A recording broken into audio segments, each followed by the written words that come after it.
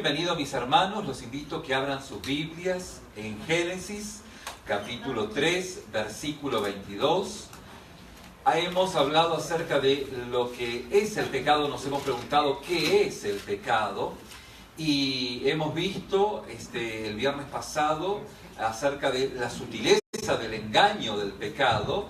Y el día de hoy, como parte o la segunda parte de esta enseñanza, en las consecuencias del pecado, el título de la enseñanza de esta noche es Mis decisiones tienen consecuencias. Mis decisiones tienen consecuencias. Pero fíjense que antes de ir a la historia de Caín y Abel, que justamente es el punto que vamos a tratar en esta noche, vamos a retomar el tema que dejamos pendiente el viernes pasado, del que varios hermanos me preguntaron y hoy queremos responder. Y el tema es el tema de la muerte, o mejor dicho, el tema del árbol de la vida. Una pregunta que desde mi hermana Roxy hasta otros hermanos me han preguntado, y justamente hablando del árbol de la vida y del árbol del conocimiento del bien y del mal. Y para esto vamos al versículo 22 del capítulo 3 y luego sí nos vamos a ir al capítulo 4 con el fratricidio, el primer homicidio que hubo en la Biblia, y cómo esto va justamente pues en esa línea cada vez más progresiva de pecado, donde comenzó con un fruto y terminó justamente con la muerte, pues, ¿no? Pero antes de llegar ahí vamos a responder a esta pregunta.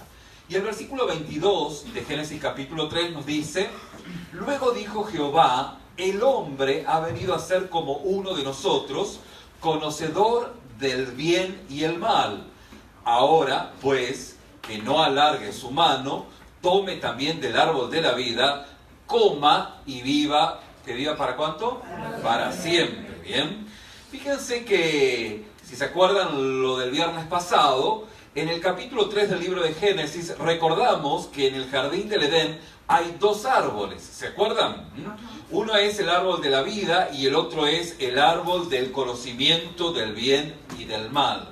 Fíjense que el árbol de la vida es un tema o historia común en todas las culturas o religiones del Medio Oriente, el Medio Oriente antiguo. Fíjense que ese árbol, el árbol de la vida, no es un árbol que estrictamente es exclusivo de la fe judía o de la Biblia, pues. En todos los contextos, digamos, religiosos, existe un árbol que se llama el árbol de la vida. En otras historias, este árbol justamente se lo puede mencionar como una bebida o una hierba, cuyo efecto es que si te lo comes o si te lo bebes, no te mueres. Es decir, te conviertes en inmortal. ¿Por qué? Porque el árbol de la vida es un árbol que al comer de sus frutos, como resultado da la inmortalidad. Tema que es muy recurrente en todas las religiones antiguas. O sea que el árbol de la vida no es lo más original dentro del libro del Génesis. Y fíjense que este árbol de la vida, ¿cuál es el árbol de la vida? Es un árbol, o mejor dicho, es un sueño muy antiguo de la humanidad. El sueño muy antiguo de la humanidad es burlar la muerte. Y que exista un árbol, una medicina, una planta contra la muerte que lo haga ¿de qué manera? Inmortal. Esto es un poco el punto del árbol de la vida. Este es uno de los árboles que nos muestra el libro de Génesis. El árbol de la vida es una historia muy común en los mitos del Antiguo Oriente, de todas las religiones de ese entonces. En toda religión pagana se menciona este árbol de la vida. No sé si usted lo sabía, pero es algo que es muy recurrente y tenemos que decir lo que realmente es. Es que, honestamente, el árbol de la vida lo que quiere hacer es burlar la muerte de alguna forma. De alguna manera, el sueño de la humanidad es que podamos vivir de una manera eterna, pues, que seamos como inmortales, ¿bien? Fíjense que el otro árbol que menciona la Biblia Es el árbol del conocimiento del bien y del mal. Y este árbol es un árbol que solo aparece en la Biblia y no aparece en ninguna otra manifestación religiosa de ese entonces. No hay antecedente o no hay precedente histórico que ninguna religión antigua tenga este árbol. ¿Cómo lo ven? O sea que la originalidad de la Biblia no es el árbol de la vida, sino que es el árbol del conocimiento del bien y del mal. Este es el árbol justamente más original, ya que es el único y solo que se menciona en la Biblia. El árbol del conocimiento del bien y del mal es, en otras palabras, el árbol del conocimiento de la libertad humana. De otra manera, podemos verlo de esta perspectiva. Y en el relato de Génesis capítulo 3 nos encontramos con justamente en que pues Adán y Eva probaron del árbol del conocimiento del bien y del mal, y que conocieron el bien y el mal haciendo ¿qué? Haciendo el mal.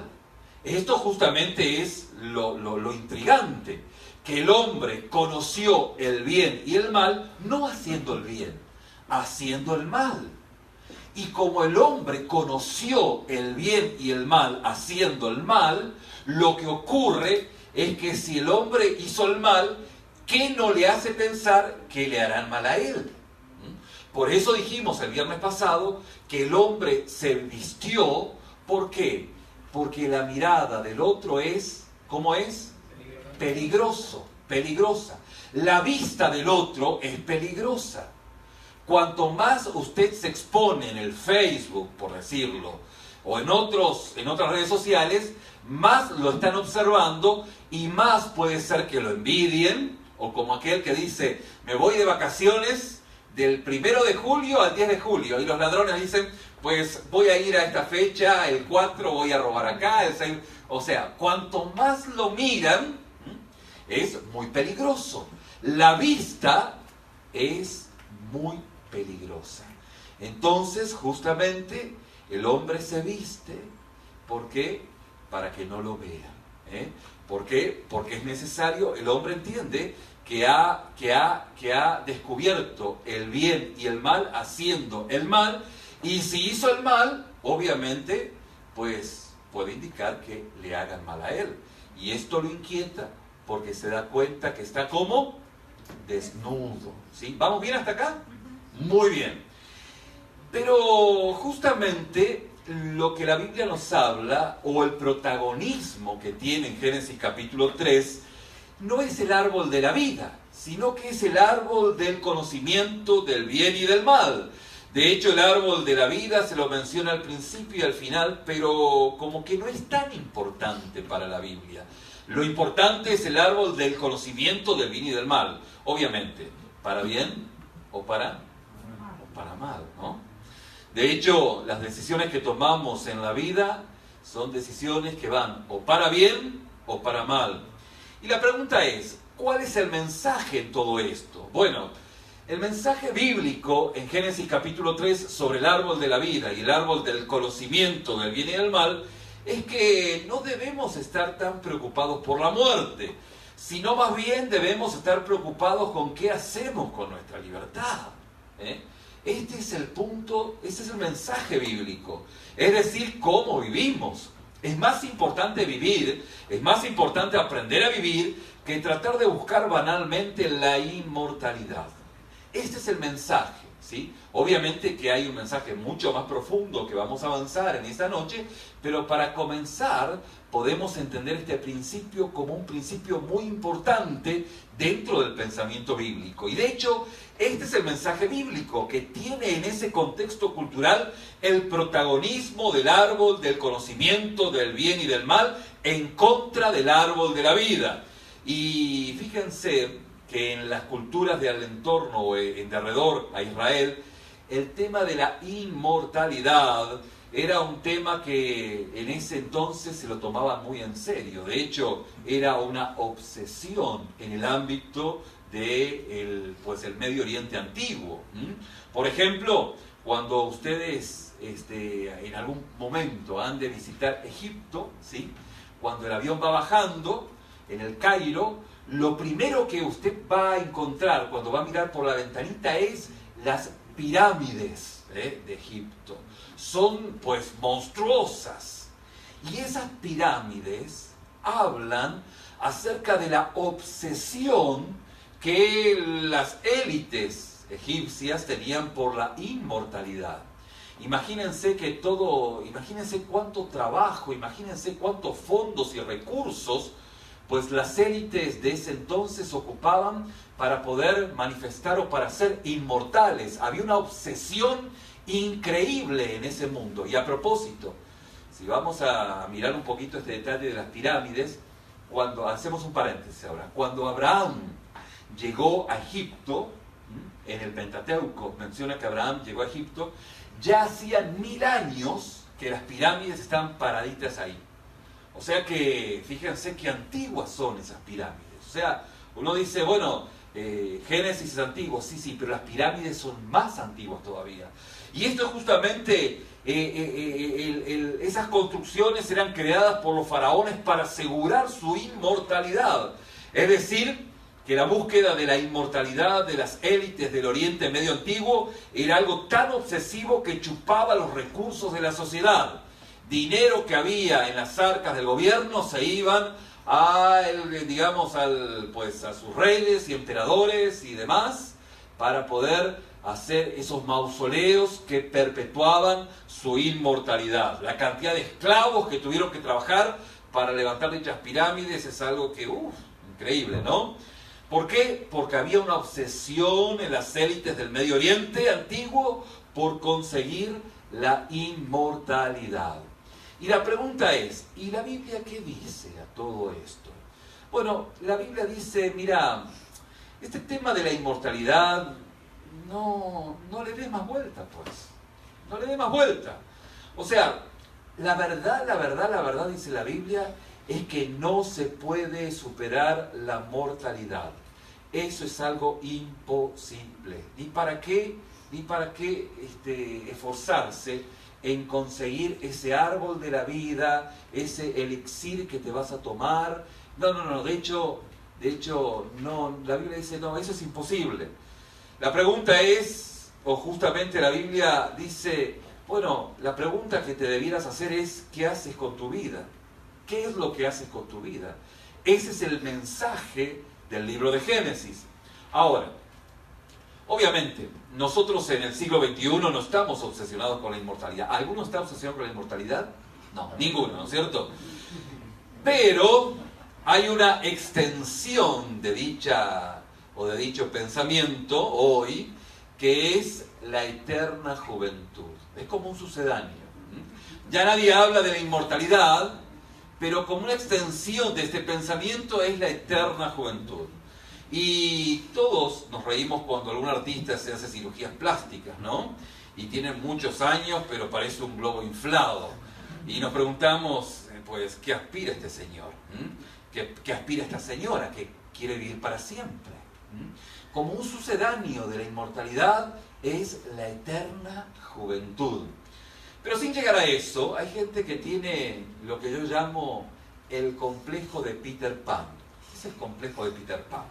Es decir, no querer envejecer.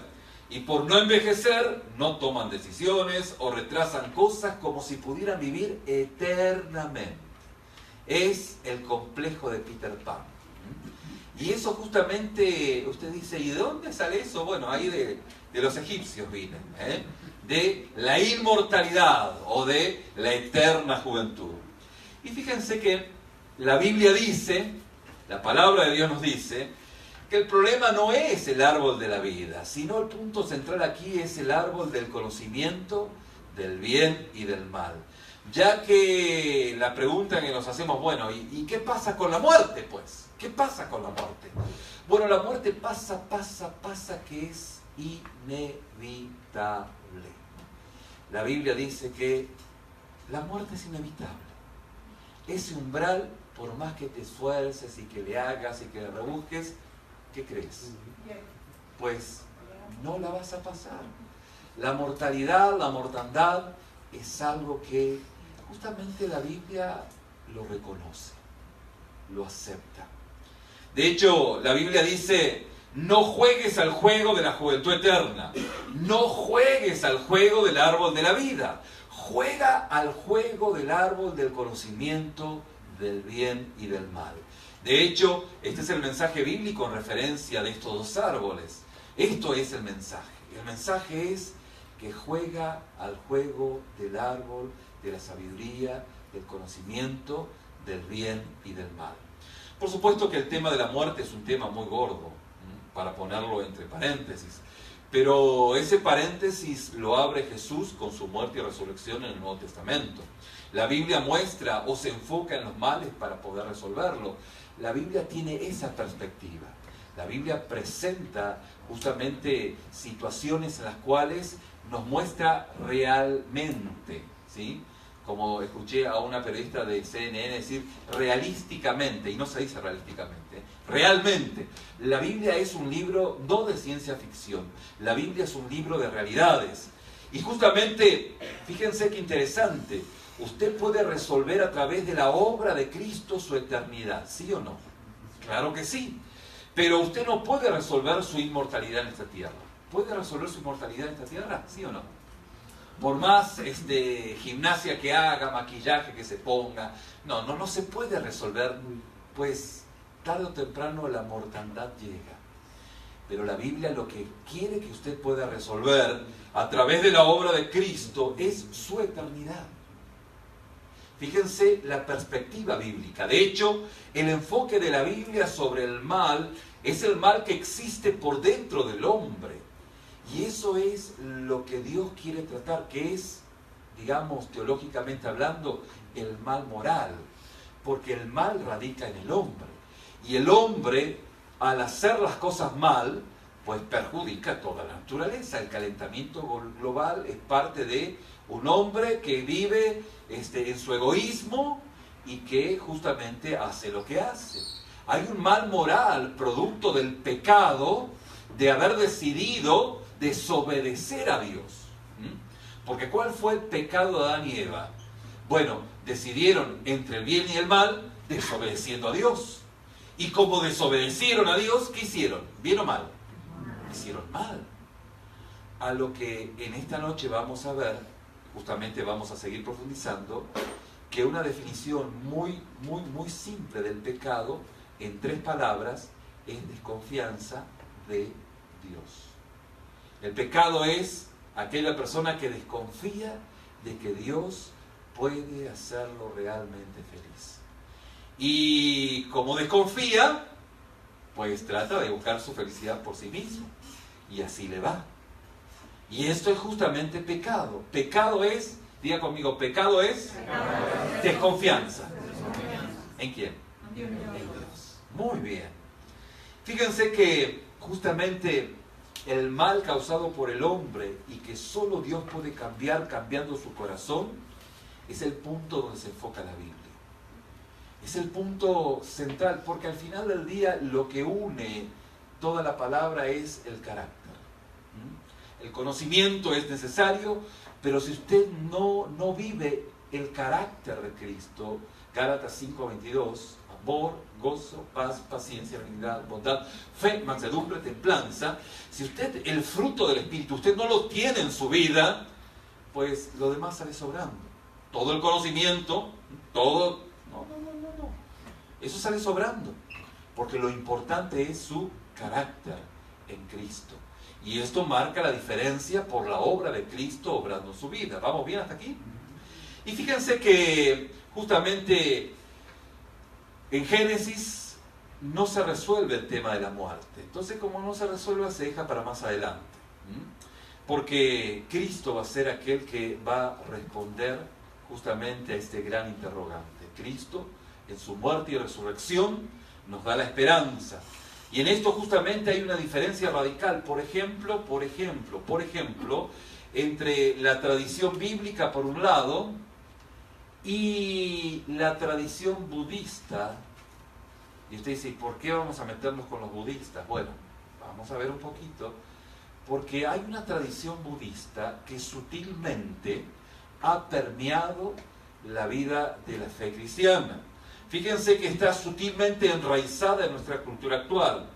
Para Buda, el mal por excelencia es la muerte. Ese es el mal por excelencia, el mal por excelencia. Y lo que está antes de la muerte, justamente como la vejez y la enfermedad, son los males mayores de la humanidad. Buda justamente tiene este conflicto. Dice, el mal por excelencia es, ¿qué es? La muerte. La muerte, sí, ¿sí? Y que te enfermes, obviamente que envejezcas. Y Buda quiere resolver, superar este problema de la muerte y la vejez y la enfermedad. La pregunta es ¿cómo lo hace? ¿Cómo hace Buda para resolver esto? Bueno, escapando de este mundo fenoménico, ¿sí? Escapando. La única manera es huir de este mal que está en la naturaleza, es huir de la realidad. Así lo plantea Buda. Es huir de este mundo y entrar en otro mundo, en un mundo paralelo que se llama el Nirvana. Entrar en otro tipo de realidad. Entonces, desde la meditación Pilates hasta la meditación muy inofensiva, entre comillas, que se da, aún hay cursos de esa meditación inofensiva en las iglesias. Es terrible esto, ¿eh? Es, conectarse con una realidad paralela, con el Nirvana, ¿sí? Y esto es el planteo de Buda. De hecho, fíjense que esto no es lo que propone la Biblia. La Biblia no propone que te evadas, ¿sí? Que declares a la 1, a la 2, no sé qué. Eso es más budista que otra cosa, ¿no? Pero la Biblia no propone esto. Lo que propone la Biblia es abrazar este mundo con sus problemas, con su violencia, con sus conflictos, con los conflictos personales que tenemos, pero también con los conflictos en la sociedad. Y abrazar este mundo y vivirlo en el poder de Dios, bajo la obra del Espíritu Santo, habiendo recibido a Jesús como nuestro único y suficiente Salvador, pero con los pies bien en la tierra. Nosotros no vivimos en la estratosfera. Nosotros vivimos con los pies en la tierra, pero con el corazón en el cielo. Y afrontamos las realidades, justamente viendo desde lo que es y no de lo que debe ser, que esto es un punto interesante para prestar mucha atención. Nosotros como cristianos siempre vemos lo que es, lo que hay, porque lo que debe ser está en manos de Dios. ¿Me explico? O sea, ¿qué es lo que hay? Esto ocurre también cuando hablamos del liderazgo espiritual. O sea, vemos a dónde tenemos que apuntar.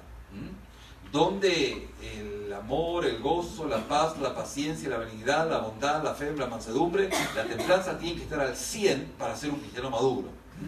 Pero bueno, no están al 100 en todos. Está al 10, al 20, al 30, al 40, al 50 por 1, no sé qué.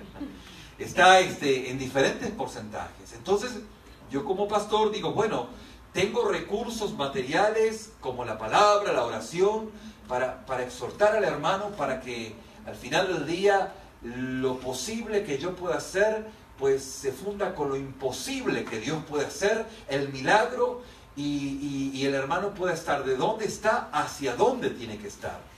Pero mi posición realista es solamente ver dónde está el hermano, es lo que hay. Lo que hay. No se puede ver lo que no hay. Lo que no hay está en manos de Dios. ¿Vamos bien? Esto es muy importante, porque a veces confundimos y creemos vivir en el ámbito del pensamiento mágico. El pensamiento mágico es el abracadabra. Y Dios no hace magia. Dios hace, ¿qué hace? Milagros.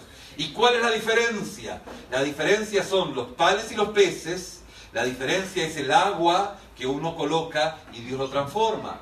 La magia es el abracadabra. Y Dios no hace magia. Dios hace milagros. Donde uno pone su vida y Dios la hace nueva. Y esto justamente es la realidad. Es ser realistas, ¿sí? Y en esa realidad, desde esa transformación de lo más profundo, es donde el Evangelio fue pues permeando todos los lugares. Ustedes han estudiado Filemón, pero pueden observar que la historia, el apóstol Pablo no presenta diciendo, bueno, yo estoy en contra de la esclavitud. No estoy en contra en forma directa, o sea, mi punto no es discutir sobre la esclavitud, no voy a hacer una marcha, fuera la esclavitud, fuera la esclavitud, no. Voy a predicarle a Onésimo que reciba a Cristo y que Onésimo pueda pues hablar con Filemón y Filemón pueda aceptar a su esclavo y dar la libertad, pero en el poder del obrar de Dios en nuestras vidas. ¿Me explico? Y esto es el evangelio que va permeando. Al final del día no se sabe si Constantino se hizo cristiano, entre comillas, se hizo cristiano, porque vio una cruz y todo esto, o porque hasta el mesero que tenía ahí era cristiano. Porque el evangelio permeó desde los esclavos que morían en las arenas, y cuando moría un cristiano en las arenas, un esclavo, pues los que estaban mirando, que eran de las altas élites, decían, no hombre, ¿y cómo es que muere así? Y esto tocaba su corazón y al final del primer siglo habían tantos cristianos por todo lado que uno pisaba una piedra y había un cristiano. ¿Por qué? Porque la sangre de los mártires era el abono, pues, donde el evangelio ahí empezaba a ser proclamado. No era una estrategia, era el evangelio permeando desde abajo. ¿Me va entendiendo, hermano? Y esto es la realidad, justamente viniendo desde lo que es y no desde lo que debe ser. Lo que debe ser está en manos de Dios. Y esto es bueno que así sea. De otra manera caemos en la especulación. Hay mucha especulación. No, es que tenemos que hacer proyectos y planes. Está en manos de Dios. Predique el evangelio. Predique de a uno. Una vez un hermano me dice, pastor, Dios me dijo que tengo que predicar a las naciones. Entonces le dije, bueno, hermano, empiece a predicar a su vecino. Y se ofendió y no vino más a la iglesia. Ya. O sea que es lo que, claro, está bien predicar a las naciones, ¿sí o no? Sí. Claro que sí. Pero lo que empieza a predicar a su vecino. Conéctese donde Dios está obrando y únase a lo que Dios está haciendo. Y esto empieza a hacerme entender lo que es. ¿Qué es lo que es? Es lo que estamos. Y donde estamos, Dios ha de glorificarse. Amén. Muy bien. Por eso es que el tema de la muerte es irreversible. Está en manos de Dios. La esperanza de la inmortalidad está en Cristo. Y esto es el mensaje del árbol del conocimiento del bien y del mal. No juegues al árbol de la vida. No juegues a la inmortalidad. No juegues a la eterna juventud. No juegues al síndrome de Peter Pan. Atrasando muchas cosas. Viví el tiempo que Dios permite que puedas vivir, ¿sí? Y Dios ha de glorificarse en cada edad en la que Dios nos permite vivir por su gracia. Amén. Juega al árbol del conocimiento del bien y del mal, eligiendo justamente obedecer a Dios. ¿Sí? ¿Estamos bien? ¿Se entendió? Muy bien, vamos entonces ahora a Génesis 4. Vamos a Génesis 4. Está ahí nomás. Génesis 4. Muy bien. ¿Vamos bien con el tiempo? Sí. Dice Génesis 4. Conoció Adán a su mujer Eva, la cual concibió y dio a luz a ¿quién? Caín. Y dijo, por voluntad de Jehová he adquirido un varón. Después dio a luz a su hermano Abel. Fue Abel, acá tenemos un Abel, Fue Abel pastor de ovejas y Caín fue labrador de la tierra. Pasando un tiempo, Caín trajo del fruto de la tierra una ofrenda a Jehová, y Abel trajo también de los primogénitos de sus ovejas y de la grasa de ellas. Y miró Jehová con agrado a Abel y a su ofrenda, pero no miró con agrado a Caín ni su ofrenda, por lo cual Caín se enojó, o sea, le agarró envidia, pues, ¿no? En gran manera, y decayó su semblante. Entonces Jehová dijo a Caín, ¿por qué te has enojado y por qué ha decaído tu semblante? Si hicieres lo bueno, no serías enaltecido, pero si no lo haces, el pecado está a la puerta acechando. Con todo, tú lo dominarás, o puedes dominarlo, o sea, de hecho, si haces lo correcto. Pero parece que no, ¿no? Porque dice, Caín dijo a su hermano Abel, salgamos al campo, y aconteció que estando ellos en el campo, Caín se levantó contra su hermano Abel, ¿y qué hizo? Lo mató, un fratricidio. Entonces Jehová dijo a Caín, ¿dónde está Abel tu hermano? Y él respondió, no sé, ¿soy yo acaso guarda de mi hermano? Fíjense que el primer pecado, el de Adán y Eva, es un pecado muy, muy incruento, para poder decirlo de una manera. De hecho, se pudiera decir que el pecado de Adán y Eva, de comer del fruto del conocimiento del bien y del mal, pudiera decirse que es un pecado civilizado, entre comillas, que la sangre no llegó al río. O sea, en realidad, el pecado de Adán y Eva, nadie resultó herido, ¿sí o no? Parece ser que es un pecado muy civilizado. Ahora, obviamente que el autor bíblico quiere resaltar que la raíz del pecado está en la desconfianza de Dios, ¿sí? Y esto es justamente lo que la palabra de Dios quiere indicar, que la raíz del pecado está ¿en qué? En la desconfianza del hombre hacia Dios. Y que el pecado en el fondo, es una desconfianza. Es la desconfianza de que Dios puede hacernos felices. Esa es la realidad. El pecado es la desconfianza. Cuando usted desconfía de Dios, usted hace de la suya, ¿sí o no? El mundo hace lo que quiere, ¿por qué? Porque no confía en Dios. Entonces Eva y Adán toman la iniciativa por no confiar en Dios, ¿y qué creen? Como dijimos, ya lo dijimos el viernes pasado, meten la pata, ¿sí o no? ¿Sí? Se equivocaron. Fíjense que este es el mensaje del capítulo 3 que hemos visto.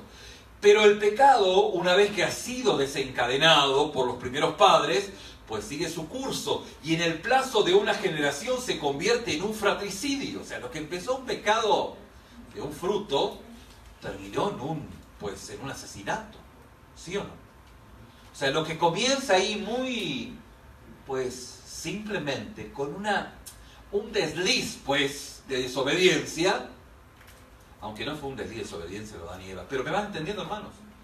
Lo que comienza una generación después terminó en un asesinato. O sea que terminó en un fratricidio, en el peor de los pecados. Y la manera que la Biblia nos muestra esto es un relato extremadamente gráfico. Fíjense que el hermano mayor, Caín, es un agricultor. Es una persona que trabaja en el campo. Y Abel el hermano menor es ganadero. Uno es agricultor y el otro es ganadero.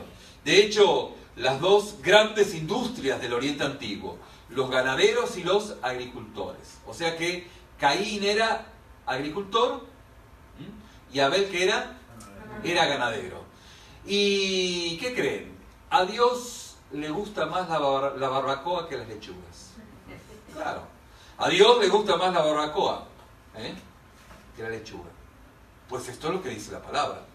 Abel ofrece carne en sacrificio a Dios y a Dios le gusta más esa carne que de repente unos brócolis, patatas o coles de Bruselas, traídos por Caín. ¿Por qué a Dios le gusta más la barbacoa que las lechugas? ¿Usted sabe por qué a Dios le gusta más la barbacoa? No, yo tampoco sé. Y no voy a especular, por cierto. Pero esto es lo que nos dice la Biblia.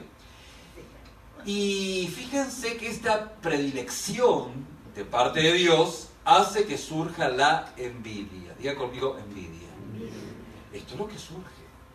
Envidia que es tan natural en el comportamiento humano. Envidia que es peligrosa, pero justamente que veamos cómo dice el Señor que tiene pues es natural que la envidia surja en nuestra naturaleza caída, ¿sí o no? El punto es cómo lo vamos a llevar a esa envidia. Y en el versículo 7, yo lo he buscado en una traducción con un español más sencillo, nueva traducción viviente, dice así, este pasaje, dice así: serás aceptado si haces lo correcto, Pero si te niegas a hacer lo correcto, entonces ten cuidado, aguas. El pecado está a la puerta, al acecho y ansioso por controlarte, pero tú debes dominarlo y ser su amo. En otras palabras, el problema no es que sientas envidia. El problema es que esa envidia te domine y te lleve a hacer daño. En este caso, que te conviertas en un asesino. Este es el tema. ¿Por qué a Dios le gusta más la barbacoa que los coles de Bruselas? No sé. ¿Por qué a Dios le ha placido más la ofrenda de Abel, el agricultor, que la de Caín, la de Abel, el ganadero, que la de Caín, el agricultor? No sé, no hay una respuesta. Pero en esa trama, justamente, se va viendo que Caín empieza a ser desbordado por la envidia. Y sucede justamente el primer asesinato. Y Caín no asume su responsabilidad, tanto como sus padres. ¿Quién fue? ¿Quién fue? Bueno, ¿acaso soy yo guarda de mi hermano? ¿Yo tengo que saber dónde está mi hermano? Ahí ya no había nadie, entonces, pero se le ingenió para evadir su responsabilidad, para no asumir su responsabilidad. Muy bien, seguimos leyendo. Jehová le dijo: ¿qué has hecho? La voz de la sangre de tu hermano clama a mí desde la tierra. Ahora pues, maldito seas de la tierra que abrió su boca para recibir de tu hermano la sangre de tu hermano. Cuando labres la tierra, no te volverá a dar sus frutos. Errante y extranjero serás en ella. Entonces Caín respondió a Jehová: grande es mi culpa para ser soportada. Hoy me echas de la tierra y habré de esconderme de tu presencia, errante y extranjero en la tierra. Y sucederá que cualquiera que me encuentre me matará. Le responde Jehová: ciertamente cualquiera que mate a Caín 7 veces será castigado. Entonces Jehová puso señal en Caín para que no lo matara cualquiera que lo encontrase. Salió pues Caín desde delante de Jehová y habitó en la tierra de Nod, al oriente de Edén. Fíjense que la queja lastimosa de Caín revela el remordimiento por su pecado. ¿Y qué creen? Después, cuando va leyendo Génesis 4, 5 en adelante, los descendientes de Caín profundizaron el mismo pecado. Y esto justamente tiene que ver con esa cadencia, con esa ascensión de esos pecados que comienzan con algo supuestamente una mentira piadosa, con una situación muy simple, pero que si no se toma justamente cartas en el asunto, termina en lo que terminó justamente Caín. Caín es el reflejo de las consecuencias del pecado. Caín justamente es el reflejo de el haber justamente las consecuencias del pecado. Del poder preguntarnos: ¿mis decisiones tienen consecuencias? La respuesta es sí. Cada decisión que tomo tiene consecuencias, para bien o para mal. Y las consecuencias de Caín están expuestas. La naturaleza humana pudiese jugarnos algunas malas jugadas. La respuesta es sí. Pero la palabra de Dios, justamente como le dice a Caín: mira, tú puedes tomar la mejor decisión, pero si te dejas llevar, sabe que el pecado está ahí acechando para controlarte, para dominarte y para llevarte a una situación más extrema. Al final del día, al principio tenías problemas con tu esposo, con tu esposa, ahora tenés problemas con el alcohol, porque quisiste resolver el problema de tu esposo con tu esposa con el alcohol, y ya tenés el problema matrimonial más el problema del alcohol, y ahí se van sumando los problemas, problema tras problema. Y obviamente que este problema que estoy hablando es muy burdo, es muy extremo, pero el Espíritu Santo le puede estar indicando en esta noche de qué manera usted ha permitido que algo pudiese entorpecer la obediencia a Dios y como consecuencia estar tomando decisiones equivocadas. Al final del día, la Biblia nos muestra que Adán y Eva tuvieron a Set y que Set fue temeroso de Dios y de Set proviene el linaje de Jesús.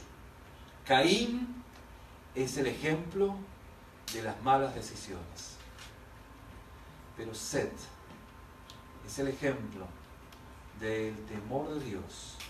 Dice la palabra más adelante que en la familia de Set se mencionó el nombre de Jehová por primera vez. Se reveló el nombre de Dios. Y esto es parte de esa herencia que nosotros vamos construyendo en el temor del Señor. Que las decisiones que tomemos sean formadas en la obediencia a la palabra y que el ejemplo de Caín pueda ayudarnos a entender de una manera gráfica, clara, la cadencia de desobediencia que pudiese ocurrir en nuestra vida y desencadenar situaciones totalmente tormentosas. Al final del día, era como hablaba con uno de mis hijas, hace muchos años atrás, donde le decía, mira, tu obediencia al Señor va a hacer que Dios bendiga tu vida cuando seas adulta. Pero si desobedeces, si tu vida es una cadencia de pecados y de situaciones adversas, no te preguntes en ese momento.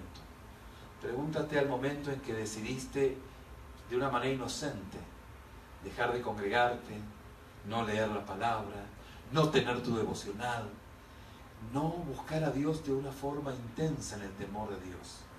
Porque es ahí donde está el problema. Ya cuando salta todo, pues, es la punta del iceberg. Pero todos sabemos que el hielo que se ve, ¿sí?, la puntita es el porcentaje menor de todo lo que hay abajo. Y ahí está hablando Caín, y ahí nos habla el ejemplo último de Set, en buscar a Dios y ser obediente a Él. Amén. Vamos a inclinar nuestros rostros y vamos a orar. Padre, te damos gracias porque